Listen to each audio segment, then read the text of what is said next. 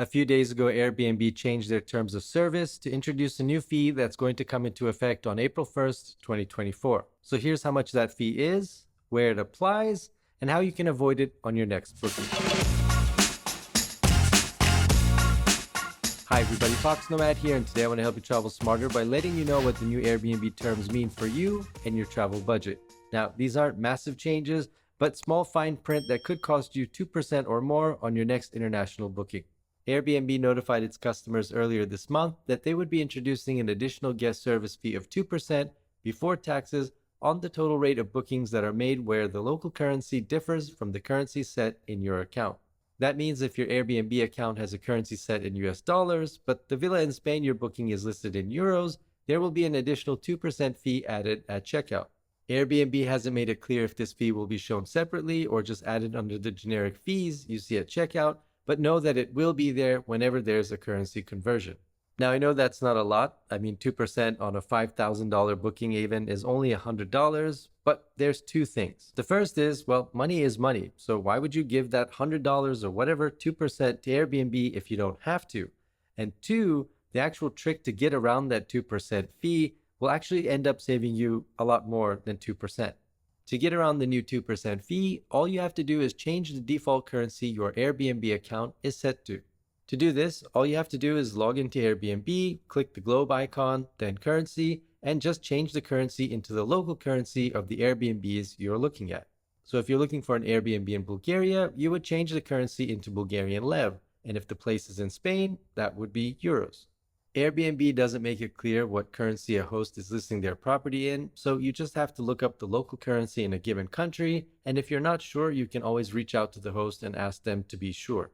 So after April 1st, 2024, this trick will save you 2% in fees. But changing the currency of your Airbnb account to match the currency of the local property will actually save you a little bit more in fees because of something that's in Airbnb's terms and a clause that's been there for quite a long time. Where you book an Airbnb in a different currency than what your account is set to, Airbnb converts that listing price from the local price into your currency using rates they determine. In many cases, this rate is not in your favor and hardly the best conversion. Many people have commented that this can add 3% or more to a booking where the currencies differ. So now that 2% in fees that you just saved by matching your account currency with the local currency can now be 5% because that conversion rate might be tacking on another 3% into the total rate, and it may even be more than that. It really just depends on what rate Airbnb comes up with. That's why you should always change your Airbnb account currency to the local one when booking internationally. If you have any questions about what the rates are in the local currency, it doesn't hurt to message your host before booking to ask them those details.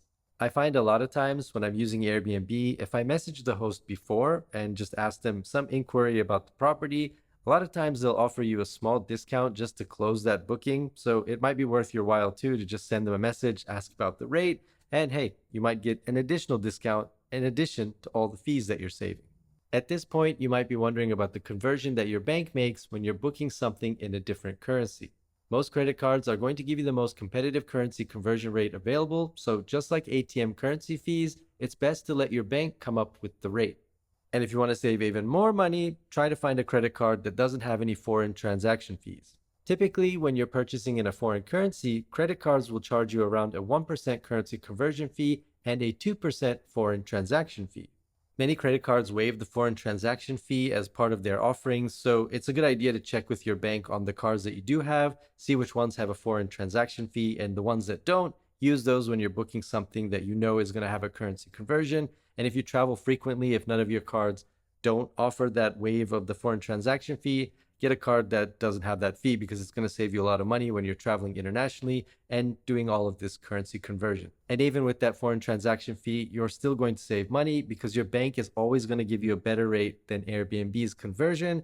So just make sure that your Airbnb account is set to the local currency of a property before you book. That's going to save you money on conversion rates and also after April, save you 2% on fees.